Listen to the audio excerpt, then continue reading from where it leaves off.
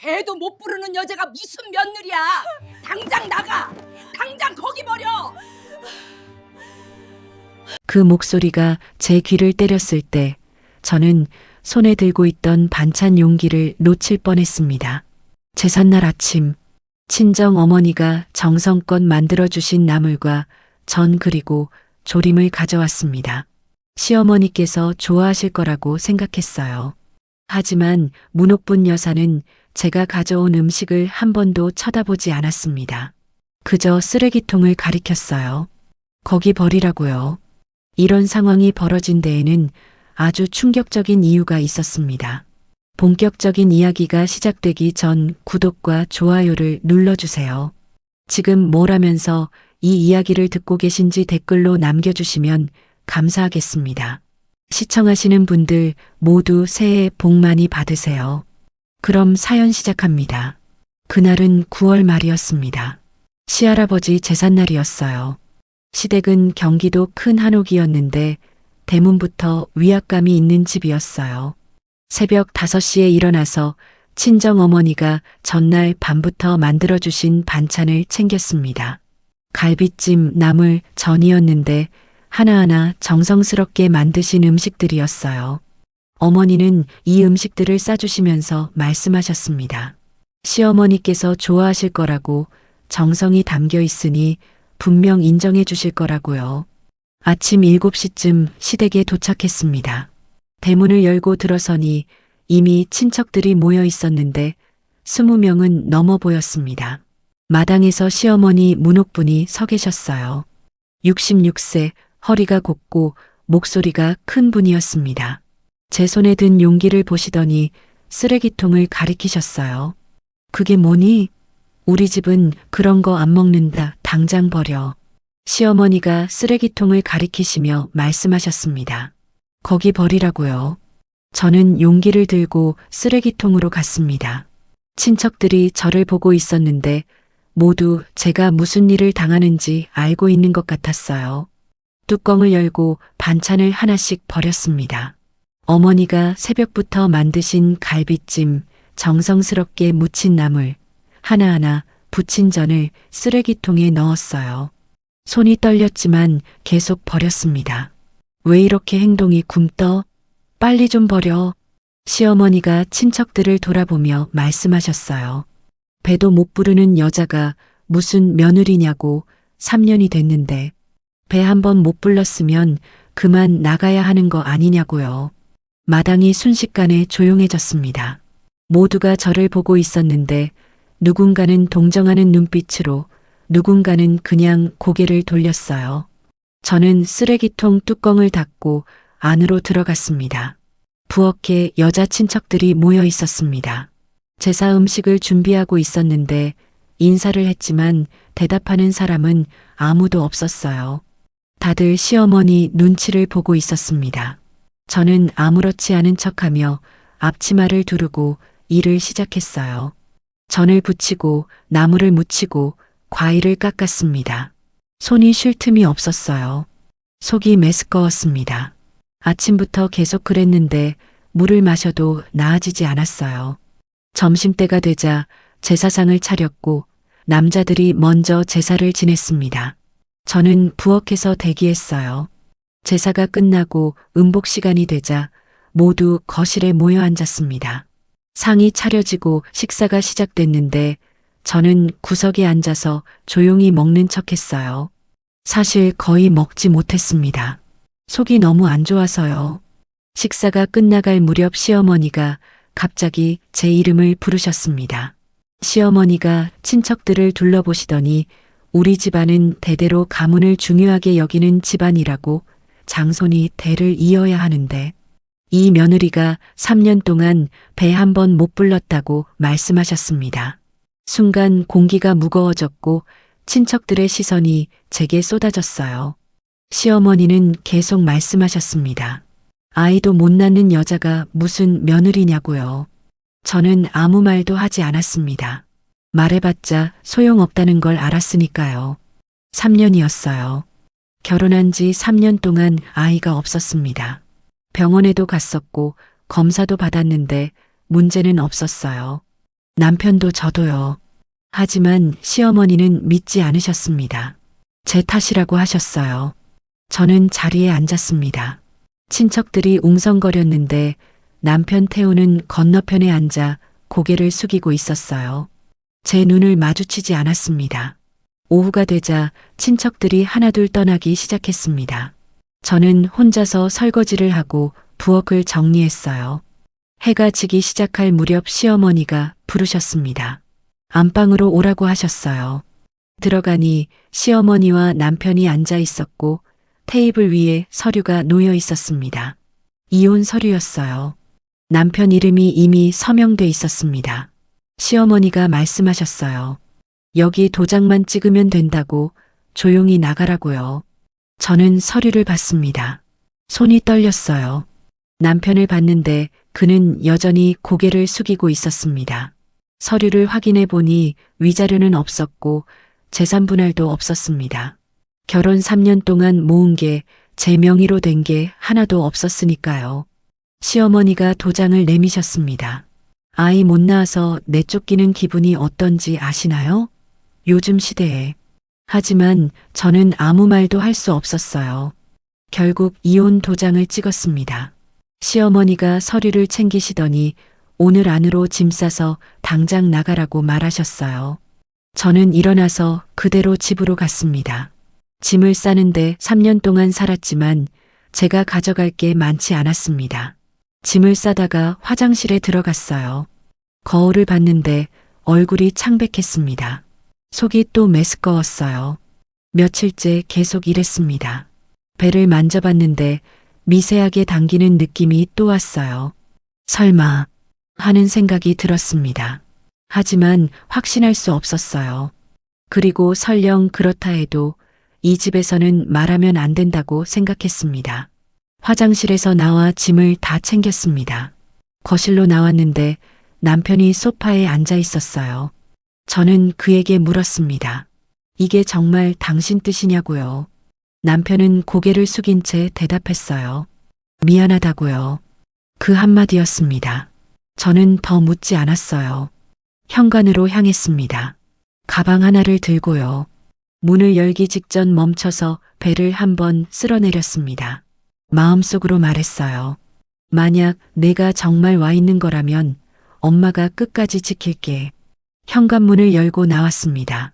밤 11시였어요. 계단을 내려가며 뒤를 돌아보지 않았어요.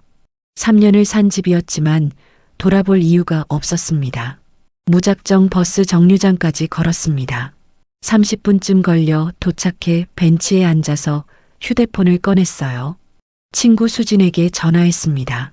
수진이 받자마자 무슨 일이냐고 물었어요. 지금 집에서 나왔는데 갈 곳이 없다고 말했습니다. 수진은 아무것도 묻지 않았어요. 알겠다고 지금 바로 가겠다고만 얘기했습니다. 20분쯤 지나서 수진이 차를 몰고 왔습니다. 창문을 내리고 저를 보더니 뒷문을 열었어요. 저는 가방을 들고 탔습니다. 수진은 운전만 했어요. 아무것도 묻지 않았습니다. 수진의 고시원으로 갔습니다. 작은 방이었지만 따뜻했어요. 수진이 이불을 깔아주며 오늘은 여기서 자라고 했습니다. 고맙다고 말했어요. 수진이 자기 방으로 들어갔습니다. 저는 잠들기 전 오늘 하루를 떠올려 봤어요. 결혼 생활 3년이 하루 만에 끝났습니다. 위자료도 없었고 재산 분할도 없었어요. 빈손으로 나왔습니다. 하지만 억울하다는 생각은 들지 않았어요. 그냥 허무했습니다. 다음 날 아침 일찍 일어났습니다. 수지는 출근 준비를 하고 있었어요. 저를 보더니 냉장고에 음식 있다며 편하게 먹고 쉬라고 했습니다. 저는 고맙다고 대답했어요. 화장실을 가서 거울을 보니 얼굴이 여전히 창백했습니다. 속이 메스꺼운 건 어제보다 더 심했어요. 저는 결심했습니다. 병원에 가보기로요. 가까운 산부인과를 검색했더니 걸어서 20분 거리에 있었어요. 길을 걸으면서 계속 생각했어요. 만약 정말 임신이라면 어떻게 해야 할까요? 혼자 키울 수 있을까요? 돈은 어떻게 벌어야 할까요? 병원에 도착했습니다. 접수를 하고 대기실에 앉았어요. 임산부들이 보였습니다. 배가 부른 여자들, 행복한 표정으로 남편과 함께 온 부부들이었어요. 저는 혼자였습니다. 이름이 불렸습니다. 진료실로 들어갔어요. 의사 선생님이 증상을 물으셨습니다. 속이 메스꺼럽고 배가 당긴다고, 생리가 늦었다고 말했어요. 검사를 하자고 하셨습니다. 소변 검사를 했고 초음파 검사도 했어요. 검사대에 누워있는 동안 심장이 빠르게 뛰었습니다. 선생님이 화면을 보시더니 잠시 말이 없으셨어요. 그러다 고개를 끄덕이시며 말씀하셨습니다. 그 순간 숨이 멎는 것 같았습니다. 선생님이 계속 말씀하셨어요. 임신 5주 차라고, 그런데 하나가 아니라고 하셨습니다. 쌍둥이라고요. 저는 화면을 봤어요. 2개의 작은 점이 보였습니다. 너무 작아서 잘 보이지도 않았지만 분명히 2개였어요. 눈물이 흘렀습니다. 기뻤어요. 정말 기뻤습니다. 3년 동안 기다렸던 아이가, 그것도 둘이나 제 뱃속에 있었어요. 하지만 동시에 무서웠습니다. 혼자서 쌍둥이를 키울 수 있을까요? 돈은 어떻게 벌어야 할까요? 집은 어디서 구해야 할까요? 선생님이 물으셨어요. 남편분과 같이 오시지 그러셨냐고요. 저는 고개를 저었습니다. 혼자라고, 이혼했다고 말했어요. 선생님이 잠시 놀란 표정을 지으셨지만 곧 이해한다는 듯 고개를 끄덕이셨습니다. 그리고 말씀하셨어요. 쌍둥이는 각별히 관리를 잘해야 한다고, 정기적으로 검진 받아야 한다고요. 알겠다고 대답했습니다. 진료실을 나왔어요. 처방전과 초음파 사진을 받았습니다. 초음파 사진을 보니 눈물이 또 났어요. 약국에 들러 영양제 엽산을 샀습니다. 집에 돌아와서 초음파 사진을 다시 봤어요. 2개의 작은 점, 너무 작아서 거의 보이지도 않는 점들이었지만 제 아이들이었습니다. 배를 쓰다듬으며 말했습니다. 엄마가 너희를 지킬게, 끝까지 지킬게. 그리고 결심했습니다. 이 아이들은 절대 시댁에 알리지 않겠다고요. 시어머니는 대를 잇는다며 아들을 원했지만 이 아이들은 그런 도구가 아니었어요. 사랑받기 위해 태어날 아이들이었습니다. 혼자 키우기로 했어요. 힘들겠지만 할 수 있을 거라고 생각했습니다. 저녁 때 수진이 돌아왔어요. 제 얼굴을 보더니 물었습니다. 무슨 일 있어? 저는 말했어요. 나 병원 갔다 왔어. 수진이 놀라서 물었습니다. 어디 아파? 저는 고개를 저었습니다. 그리고 말했어요. 임신이래. 쌍둥이. 수진의 눈이 커졌습니다. 잠시 말이 없다가 물었어요. 태우는 알아? 아니 몰라, 얘기 안 할 거야. 수진이 한숨을 쉬었어요. 그러더니 제 손을 잡았습니다. 힘들겠지만 도와줄게. 혼자 아니니까 걱정하지 마. 고마워. 수진이 물었습니다. 이제 어떻게 할 거야? 일단 일을 구해야 한다고 대답했어요. 돈을 벌어야 아이들을 키울 수 있으니까요. 수진이 고개를 끄덕였습니다. 그리고 자기가 아는 카페에서 사람 구한다고 했어요. 주인이 좋은 사람이라고, 임산부라고 해도 이해해 줄 거라고요. 정말이냐고 물었습니다. 수진이 웃으며 대답했어요. 내일 같이 가보자고요. 그날 밤 침대에 누워 생각했습니다. 앞으로 어떻게 될까요? 쌍둥이를 혼자 키우는 게 가능할까요? 두려웠어요. 하지만 포기할 수는 없었습니다. 배를 쓰다듬으며 말했어요. 엄마가 최선을 다할게. 너희를 꼭 지킬게. 다음 날 수진과 함께 카페에 갔습니다. 작은 카페였는데 분위기가 따뜻했어요. 주인은 40대 중반쯤 돼 보이는 남자였습니다. 박현우라고 자기소개를 했어요. 수진이 제 상황을 설명했습니다. 이혼했고 임신 중이라고요. 박현우 대표는 놀라지 않았어요. 그냥 고개를 끄덕이며 언제부터 나올 수 있냐고 물었습니다. 내일부터도 가능하다고 대답했어요. 박현우 대표가 웃으며 말했습니다. 그럼 내일부터 나오라고. 시급은 이 정도고 일은 어렵지 않다고요. 임신 중인데 정말 괜찮냐고 물었습니다. 박현우 대표가 대답했어요. 괜찮다고, 힘들면 쉬면 되고 임신은 병이 아니니까요. 다음 날부터 카페에서 일을 시작했어요. 커피를 만들고 손님을 응대하고 설거지를 했습니다. 일은 생각보다 어렵지 않았어요. 박현우 대표는 좋은 사람이었습니다. 제가 힘들어 보이면 쉬라고 했고 점심도 챙겨줬어요. 한 달이 지났습니다. 배가 조금씩 나오기 시작했어요. 아직 눈에 띄지는 않았지만 옷이 조금 끼기 시작했습니다. 월급을 받았어요. 많지는 않았지만 소중했습니다.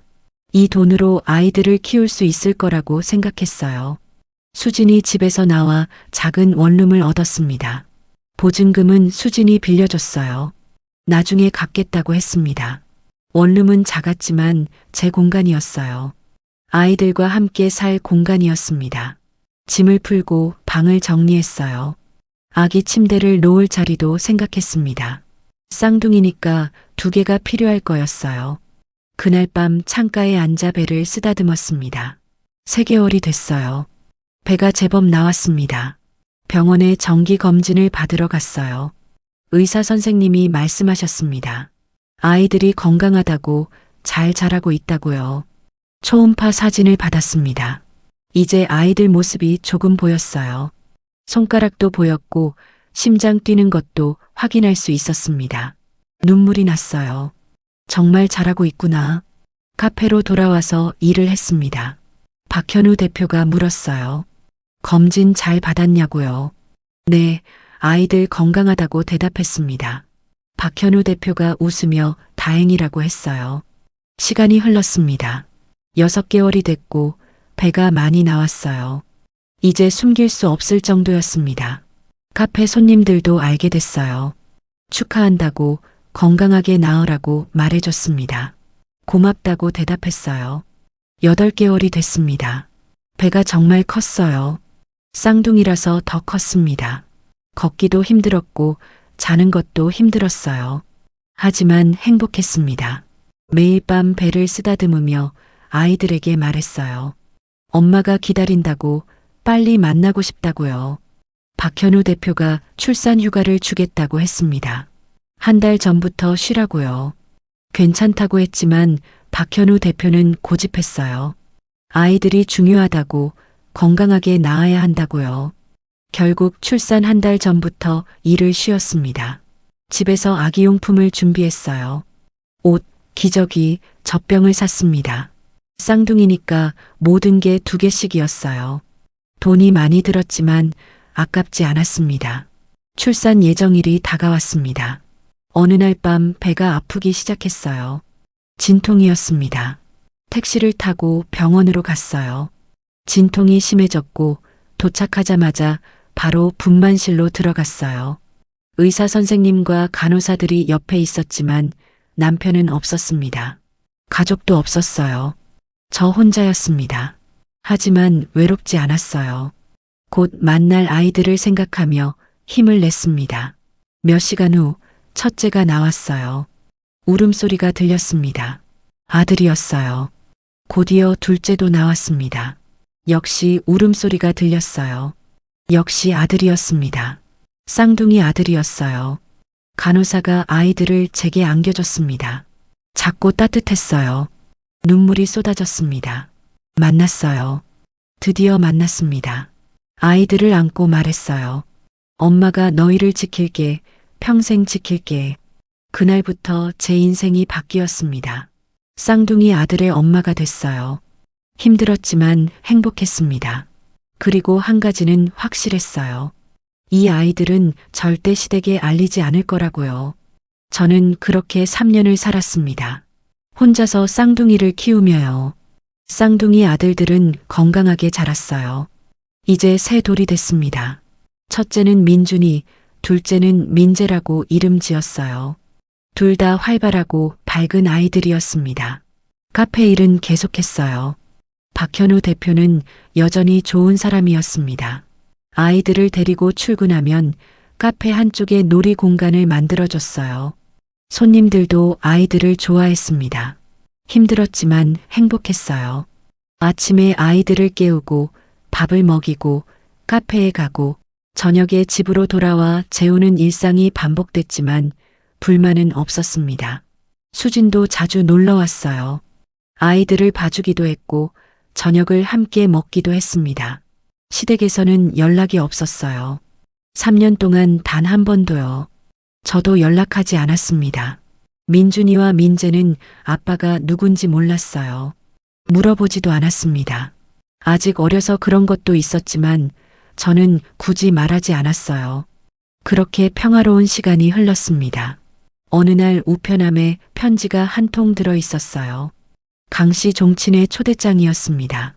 펼쳐보니 다음 주 토요일, 장소는 서울 강남의 한 식당이었어요. 하단에 작은 글씨로 적혀 있었습니다. 한때 우리 집안 사람이었으니 얼굴은 비추라고요. 저는 초대장을 한참 들여다봤습니다. 가야 할까요? 말아야 할까요? 3년 동안 조용히 살았어요. 시댁과 완전히 끊고 지냈습니다. 이제 와서 왜 가야 하나요? 하지만 다른 생각도 들었습니다. 민준이와 민재를 데리고 가면 어떻게 될까요? 저를 쫓아낸 사람들이 제 아이들을 보면 어떤 표정을 지을까요? 며칠을 고민했습니다. 수진에게 말했어요. 종친의 초대장을 받았다고요. 수진이 물었습니다. 갈 거냐고요? 잘 모르겠다고 대답했어요. 수진이 말했습니다. 가서 아이들 보여주는 것도 나쁘지 않을 것 같다고 당당하게 보여주라고요. 그 말을 듣고 결심했습니다. 아이들을 숨길 이유가 없었습니다. 이제는요. 토요일이 됐습니다. 아침에 일어나서 아이들을 씻겼어요. 깨끗한 옷을 입혔습니다. 민준이와 민재는 새 옷을 입어서 좋아했어요. 저도 단정하게 옷을 입었습니다. 화장도 했어요. 거울을 봤습니다. 3년 전과는 많이 달라진 얼굴이었어요. 더 단단해진 얼굴이었습니다. 택시를 타고 식당으로 향했어요. 민준이와 민재가 창밖을 보며 신기해했습니다. 1시간쯤 지나서 식당에 도착했습니다. 큰 한정식 집이었어요. 주차장에 차들이 가득했습니다. 아이들 손을 잡고 입구로 들어갔어요. 안내 데스크에 종친의 장소를 물었습니다. 2층 대연회실이라고 했어요. 계단을 올라갔습니다. 민준이와 민재의 손을 꼭 잡고요. 대연회실 문 앞에 섰어요. 안에서 웅성거리는 소리가 들렸습니다. 심호흡을 했습니다. 문을 열었어요. 순간 웅성거림이 잦아들었습니다. 사람들이 저를 봤어요. 그리고 제 옆에 아이들을 봤습니다. 저는 고개를 들고 안으로 걸어 들어갔어요. 시어머니 문옥분이 보였습니다. 상석에 앉아 계셨어요. 저를 보는 순간 표정이 굳었습니다.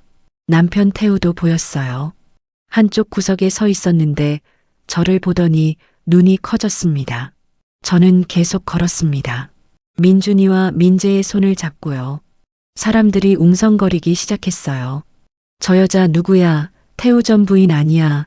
근데 애들은 누구야? 문옥분이 자리에서 일어났습니다. 저를 보며 물었어요. 너 왜 왔어? 누가 오라고 했어? 저는 차분하게 대답했습니다. 초대장 받았습니다. 얼굴은 비추라고 하셨잖아요. 문옥분의 얼굴이 더 굳어졌어요. 저는 민준이와 민재를 앞으로 나서게 했습니다. 애들아, 할머니한테 인사해야지. 안녕하세요, 할머니. 문옥분이 아이들을 보더니 물었어요. 이 애들은 누구 애니? 저는 대답했습니다. 제 아들들입니다. 사람들이 더 크게 웅성거렸습니다. 문옥분이 소리쳤어요. 아들, 설마 혼자 낳았다는 거야? 저는 잠시 침묵했습니다. 그리고 천천히 말했어요. 네. 어머님이 저를 쫓아내시던 그날 이미 임신 5주였습니다. 쌍둥이였어요. 홀 안이 조용해졌습니다. 완전히 얼어붙었어요. 문옥분의 입이 벌어졌습니다. 뭐라고? 저는 계속 말했습니다. 말하지 않았어요. 이 집안에서 아이는 사랑이 아니라 도구였으니까요.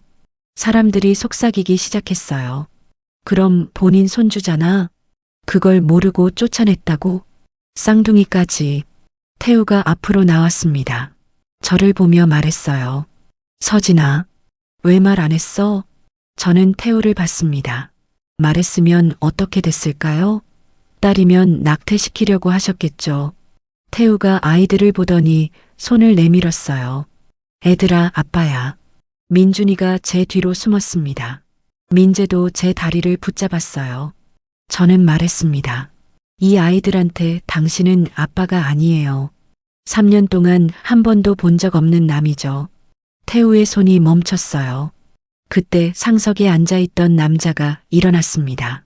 강세범, 종친회 회장이었어요. 62세쯤 돼 보이는 위험 있는 분이었습니다. 회장이 문옥분을 보며 말했습니다. 문 여사님, 지금 무슨 일을 저지르신 겁니까? 문옥분이 대답하지 못했어요. 회장이 계속 말했습니다. 아이를 못 낳는다고 며느리를 쫓아냈는데 그날 이미 아이가 뱃속에 있었다. 사람들의 시선이 모두 문옥분에게 쏠렸습니다. 회장이 저를 봤어요. 그리고 물었습니다. 정말입니까? 저는 고개를 끄덕였습니다. 네, 임신 5주였습니다. 하지만 말하지 않았어요. 회장이 한숨을 쉬었어요. 그리고 문옥분을 보며 말했습니다. 이건 가문의 수치입니다. 본인 손주를 스스로 버린 거잖습니까? 문옥분이 비틀거렸습니다. 누군가 부축했어요. 저는 민준이와 민재를 보며 말했습니다. 가자. 여기는 우리가 있을 곳이 아니야. 그리고 문옥분을 봤어요. 어머님, 제가 복수하러 온 거 아니에요. 잠시 멈췄습니다. 아이 못 낳는 여자라고 저를 내쫓은 어머님이 사실은 손주 둘을 스스로 버렸다는 사실을 모두가 알게 된 것뿐이에요. 더 말하지 않았습니다. 그게 가장 잔인했으니까요. 저는 아이들 손을 잡고 돌아섰습니다. 뒤에서 목소리가 들렸어요. 서진아, 기다려. 태우였습니다. 저는 멈추지 않았습니다. 문을 열고 나왔어요. 복도를 지나 계단을 내려갔습니다. 민준이가 물었어요. 엄마, 저 사람들 누구야? 저는 아이를 안아 올렸습니다. 아무도 아니야. 신경 쓰지 마. 일주일이 지났습니다. 집으로 돌아온 후 평소처럼 생활했어요. 아침에 아이들을 깨우고 밥을 먹이고 카페에 출근했습니다. 민준이와 민재는 여전히 밝았어요. 하지만 연락이 오기 시작했습니다. 먼저 태우한테서 전화가 왔어요. 받지 않았습니다. 문자도 왔는데 읽지 않고 차단했어요. 시댁에서도 전화가 왔습니다. 문옥분 여사였어요. 역시 받지 않았습니다. 박현우 대표가 물었어요. 무슨 일 있어요? 아니요. 괜찮아요. 힘들면 언제든 말해요. 고맙다고 대답했습니다. 사흘째 되던 날 카페에 손님이 한 명 들어왔어요. 50대 중반쯤 돼 보이는 남자였습니다. 정장을 입고 있었어요. 카운터로 다가오더니 말했습니다. 윤서진 씨 맞으시죠? 누구세요? 저는 강씨 종친의 총무입니다. 잠깐 얘기 좀 할 수 있을까요? 저는 박현우 대표를 봤어요. 대표가 고개를 끄덕였습니다. 구석 자리로 안내했어요. 남자가 앉았고 저도 마주 앉았습니다. 무슨 일이세요? 남자가 조심스럽게 말했습니다. 지난주 종친회 일로 왔습니다. 회장님께서 전하실 말씀이 있으시대요. 들을 필요 없어요. 그래도 한 번만 들어주세요. 남자가 가방에서 봉투를 꺼냈어요. 테이블 위에 올려놓았습니다. 이건 뭔가요? 회장님께서 아이들을 위해 준비하신 겁니다. 저는 봉투를 열지 않았어요. 필요 없어요. 그래도 저희는 그쪽 도움 필요 없어요. 3년 동안 혼자 키웠고 앞으로도 혼자 키울 겁니다. 남자가 난처한 표정을 지었어요. 회장님께서 정말 미안해 하십니다. 문옥분 여사님이 그런 일을 저지를 줄 몰랐다고요. 알았으니 돌아가세요. 이 아이들은 강씨 집안의 핏줄입니다. 종친회에서 책임지고 저는 그 말을 끊었어요. 아이들은 제 아들들이에요. 강씨 집안 핏줄 아니에요. 하지만 돌아가세요. 더 이상 저희한테 연락하지 마세요. 남자는 더 말하지 못하고 일어났습니다. 봉투를 두고 나갔어요. 저는 봉투를 집어들었습니다. 무거웠어요. 안을 확인하지 않고 그대로 쓰레기통에 버렸습니다. 일주일 후 또 다른 사람이 찾아왔습니다. 이번에는 여자였어요. 40대 초반쯤 돼 보였습니다. 윤서진 씨죠? 저는 강태우 씨 누나입니다. 태우 누나였어요. 결혼식 때 본 적 있었습니다. 무슨 일이세요? 동생 좀 만나주세요. 아이들도 보고 싶어 해요. 만날 생각 없어요. 서진 씨, 동생도 힘들어요. 아이들이 있는 줄 몰랐잖아요. 저는 고개를 저었어요. 그건 제 잘못이 아니에요. 그래도 아빠인데. 아빠요? 저는 태우 누나를 똑바로 봤습니다. 3년 동안 한 번도 궁금해하지 않았어요. 제가 어떻게 사는지, 힘든지 안 힘든지요. 그런 사람이 무슨 아빠예요? 태우 누나가 할 말을 잃었어요. 돌아가세요. 더 이상 오지 마세요. 태우 누나는 한참을 서 있다가 나갔습니다. 한 달이 지났습니다. 연락은 계속 왔어요. 전화, 문자, 심지어 집 앞에 사람이 오기도 했습니다. 모두 거절했어요. 어느 날 저녁 집 앞에 태우가 서 있었습니다. 민준이와 민재를 데리고 집에 들어가려는데 나타났어요. 서진아. 아이들이 놀라서 제 뒤로 숨었습니다. 왜 여기 왔어요? 아이들. 보고 싶었어? 태우가 아이들을 보려 했어요. 저는 아이들을 감쌌습니다. 가까이 오지 마세요. 나 아빠야. 애들 아빠라고. 아빠 아니에요. 태우의 눈이 붉어졌어요. 미안해. 정말 미안해. 그때 막았어야 했는데. 이제 와서 미안하다고 해서 뭐가 달라지나요? 서진아, 제발. 저는 현관문을 열었어요. 다시는 우리 집 앞에 나타나지 마세요. 안 그러면 신고할 거예요. 서진아, 문을 닫았습니다. 아이들을 안으로 데리고 들어갔어요. 민준이가 물었습니다. 엄마, 저 아저씨 누구야? 아무도 아니야. 무서워. 괜찮아. 엄마가 지켜줄게. 창밖을 봤어요. 태우가 한참 서 있다가 돌아갔습니다. 저는 한숨을 쉬었어요. 이틀 후 또 편지가 왔습니다. 이번에는 강세범 회장 명의였어요. 펼쳐서 읽었습니다. 윤서진 씨께 지난 일에 대해 깊이 사과드립니다. 문옥분 여사의 처사는 우리 집안의 수치이며 회장으로서 책임을 느낍니다. 아이들을 위해 준비한 것이 있으니 한 번만 만나주시길 부탁드립니다. 하단에 연락처가 적혀 있었어요. 저는 편지를 접었습니다. 만나야 할까요? 말아야 할까요? 친구 수진에게 전화해서 상황을 설명했습니다. 한번 만나봐. 뭐라고 하는지 드러나 보고 만나면 또 얽히지 않을까? 내가 선을 그으면 돼. 한 번만 만나서 확실히 정리해. 수진 말이 맞았어요. 저는 회장에게 문자를 보냈습니다. 만나겠습니다. 하지만 단 한 번뿐입니다. 답장이 왔어요.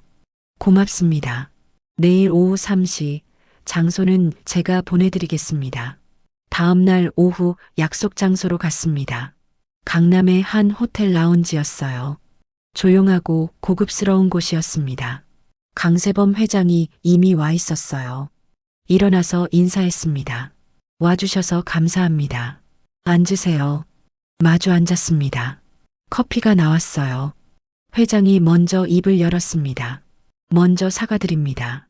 문옥분 여사가 그런 짓을 할 줄 몰랐습니다. 아이들, 쌍둥이라고 들었습니다. 네. 혼자 키우시느라 힘드셨겠어요. 저는 대답하지 않았어요. 회장이 가방에서 서류를 꺼냈습니다. 이건 아이들 명의로 만든 통장입니다. 교육비와 양육비로 쓰시라고요.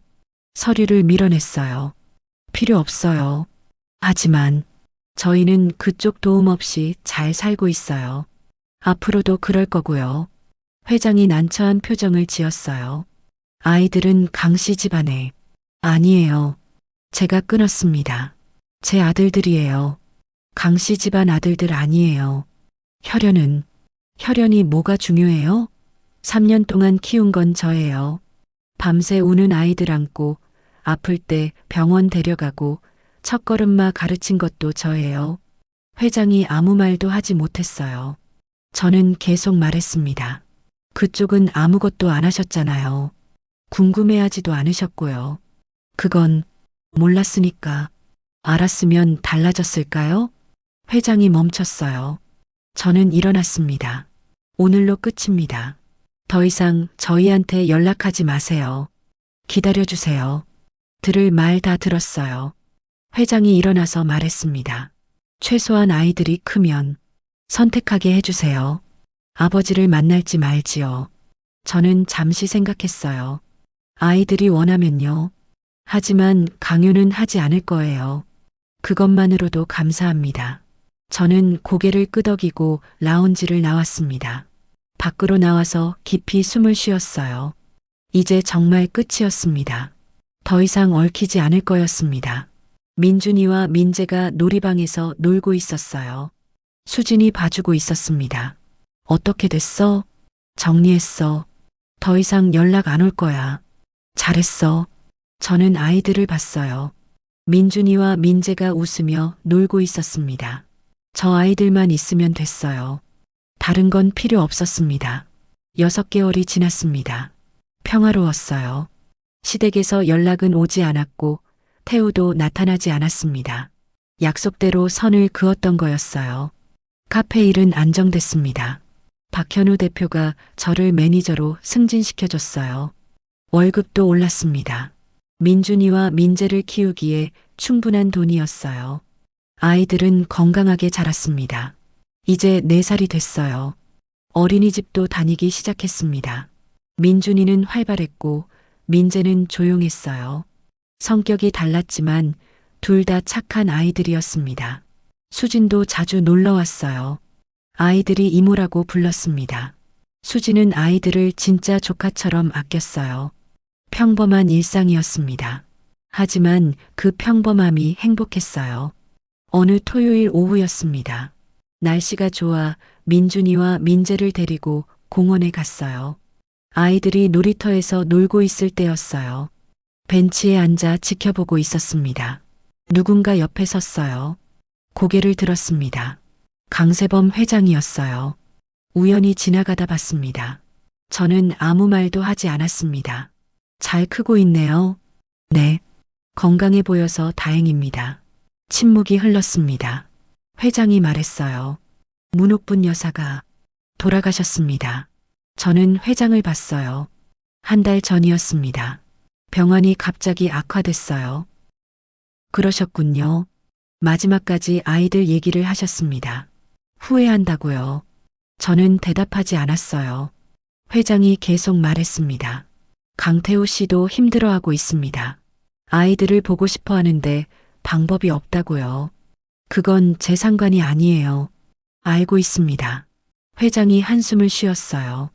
다만 아이들이 크면 궁금해할 겁니다. 아버지에 대해서요.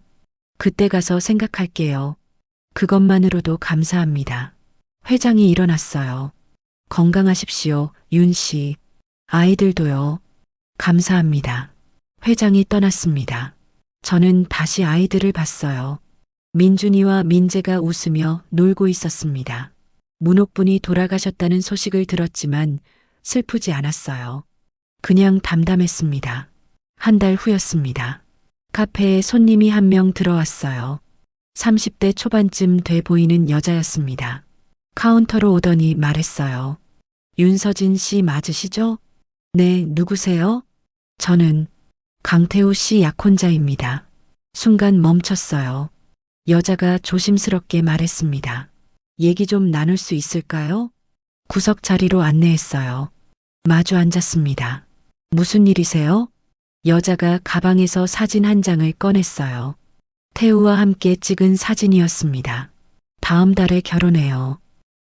축하드려요. 고맙습니다. 여자가 저를 봤어요. 사실은 태우 씨한테서 들었어요.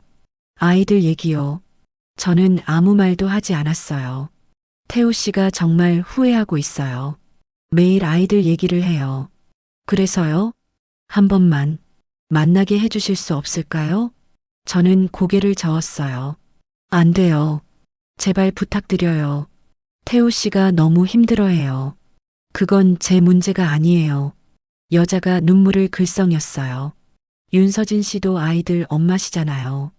아빠 없이 크는 게 얼마나 힘든지 아시잖아요. 아빠 없어도 아이들은 잘 크고 있어요. 하지만 저는 일어났습니다. 죄송하지만 더 이상 얘기할 게 없어요. 여자는 더 말하지 못하고 나갔습니다. 저는 카운터로 돌아왔어요. 박현우 대표가 물었습니다. 괜찮아요? 네, 괜찮아요. 하지만 마음 한구석이 불편했어요. 태우가 재혼한다는 소식 때문이 아니었습니다. 그건 상관없었어요. 다만 민준이와 민재가 언젠가 아빠에 대해 물으면 뭐라고 대답해야 할지 고민됐습니다. 그날 저녁 집으로 돌아왔어요. 아이들과 저녁을 먹었습니다. 민준이가 물었어요. 엄마, 우리 아빠는 어디 있어? 순간 숨이 멎었습니다. 왜 갑자기 그런 걸 물어? 어린이집에서 친구들이 아빠 얘기하는데 우리는 아빠가 없잖아. 저는 민준이를 봤어요. 민재도 저를 보고 있었습니다. 아빠는 멀리 계셔. 언제 와? 잘 모르겠어. 민준이가 고개를 갸웃했어요. 왜 안 와? 어른들 사정이 있어. 우리 보고 싶지 않아? 그 말에 가슴이 아팠어요. 그런 게 아니야. 그럼 뭔데? 저는 대답할 수 없었어요. 민재가 말했습니다. 괜찮아. 엄마 있으면 돼. 민준이도 고개를 끄덕였어요. 응, 엄마가 최고야. 저는 아이들을 안았습니다. 눈물이 날 것 같았어요. 그날 밤 아이들을 재우고 혼자 앉아 있었습니다. 고민이 됐어요. 정말 이대로 괜찮을까요? 아이들이 크면서 아빠를 찾으면 어떻게 해야 할까요? 휴대폰을 꺼냈습니다. 강세범 회장 번호가 저장돼 있었어요. 한참을 고민하다가 문자를 보냈습니다. 아이들이 아빠에 대해 물어보기 시작했어요. 어떻게 하면 좋을까요? 10분 후 답장이 왔어요. 아이들이 원하면 만나게 해주세요. 하지만 강요하지는 마세요. 윤 씨가 결정하시면 됩니다. 저는 휴대폰을 내려놓았어요. 아이들이 정말로 원하면 한 번쯤은 만나게 해주기로요. 강세범 회장에게 전화했습니다. 여보세요. 저 윤서진입니다. 아, 윤 씨. 무슨 일이세요? 아이들. 아빠를 만나게 해주려고 해요. 하지만 조건이 있어요. 말씀하세요. 아이들이 원할 때만이요. 제가 강요하지 않을 거예요. 그리고 태우 씨도 아이들한테 강요하면 안 돼요. 알겠습니다. 전달하겠습니다. 그리고 하나 더요. 네. 저는 그 자리에 안 갈 거예요. 아이들만 보내줄게요. 알겠습니다. 전화를 끊었어요. 일주일 후 민준이와 민재에게 물었습니다. 아빠 만나보고 싶어? 민준이가 고개를 갸웃했어요. 아빠가 누군데? 어떤 사람인데? 만나보면 알 수 있어. 민준이와 민재가 서로를 봤어요. 그리고 고개를 끄덕였습니다. 응, 만나볼래. 토요일 오후 약속 장소에 아이들을 데려갔어요. 공원이었습니다. 태우가 벤치에 앉아 있었어요. 저는 멀리서 지켜봤습니다. 민준이와 민재가 천천히 다가갔어요. 태우가 아이들을 보더니 일어났습니다. 무릎을 꿇고 아이들과 눈높이를 맞췄어요. 입이 움직이는 게 보였습니다. 아빠라고 말하는 것 같았어요. 민준이가 고개를 갸웃했고 민재는 태우를 빤히 쳐다봤습니다. 태우가 손을 내밀었어요. 민준이가 조심스럽게 손을 잡았습니다. 저는 그 모습을 보며 눈물이 났어요. 복잡한 감정이었습니다. 미웠지만 저 사람도 아빠긴 했어요. 1시간쯤 지났을 때 아이들이 돌아왔습니다. 어땠어? 민준이가 말했어요. 아빠래. 근데 낯설어. 그래도 괜찮았어? 응. 다음에 또 만나재. 만나고 싶어?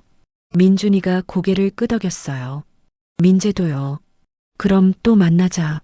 집으로 돌아오는 길 저는 생각했습니다. 이게 맞는 걸까요? 잘 모르겠었어요.